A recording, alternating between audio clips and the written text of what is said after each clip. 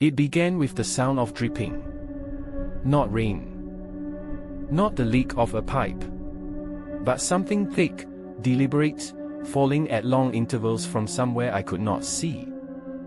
It was the winter of 1786, and I was 12 years old.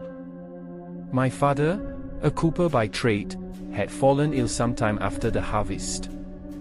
His hands, once strong and steady for shaping oak into barrels, trembled at the slightest touch. His voice, once clear, seemed to grow quieter with every passing night.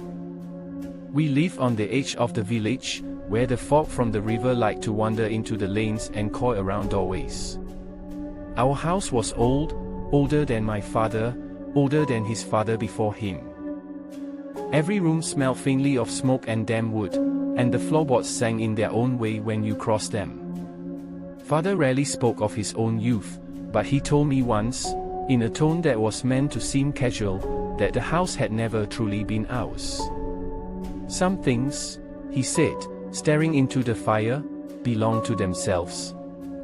The winter deepened. Father's illness grew stranger. Not worse, not exactly, but stranger. He would wake at odd hours and stand in the hallway, barefoot, as though listening. He had begun to keep a candle burning beside the bed all night, even though we had little tallow to spare. And there was that sound. The dripping. Always faint, always just far enough away that I could not find its source.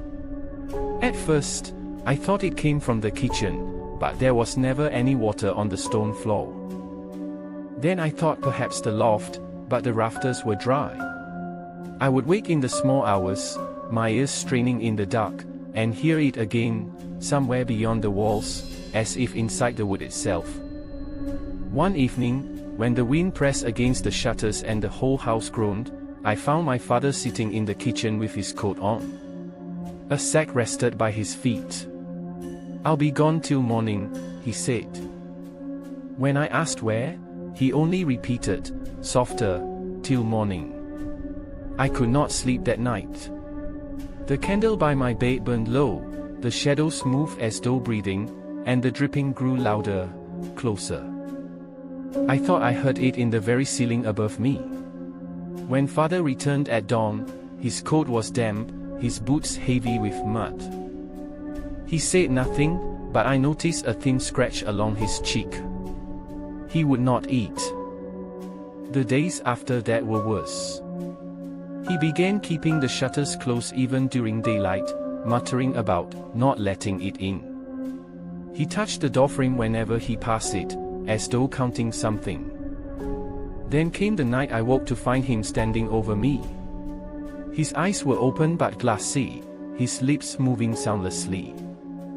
His hands hung limp at his sides. I whispered his name. Slowly, he turned and walked from the room, bare feet silent on the boards. I followed. He went to the cellar door. It was a place I had been told never to enter. The key, kept in the drawer beside his bed, was now in his hand. The door groaned as he opened it, and a smell rose up, earthy, wet, and faintly metallic. He stepped down into the dark without a candle. I stood at the top, peering into the black, and heard it again, the dripping. Louder now. Slow, steady, patient. He whispered something. I couldn't hear it all, but it was a name. Not mine. Not his. Something older. When he came back up, his face was pale, and his hands were damp with something darker than water. The winter dragged into a reluctant spring. My father's cough eased, but he moved slower, as if carrying a weight I could not see. He spoke even less than before. And then one morning, I woke to find him gone. The bed was cold. The front door hung open.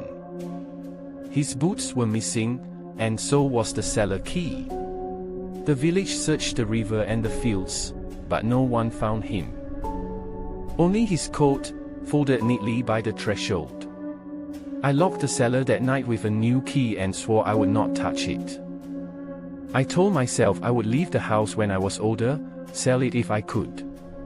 But the weeks passed, and I found myself waking at the same hours he once did. Standing barefoot in the hallway. Listening. The candle by my bed began to burn all night, without me remembering to light it. The shutters stayed closed, as though by habit. And one night, the sound returned. The slow, heavy dripping. It was coming from beneath the floor. The cellar key, my new key, was gone from its hook. I told myself I would not go down there. I told myself the sound was nothing, only my mind echoing his. But tonight, the candle burns low, and the dripping has grown louder still.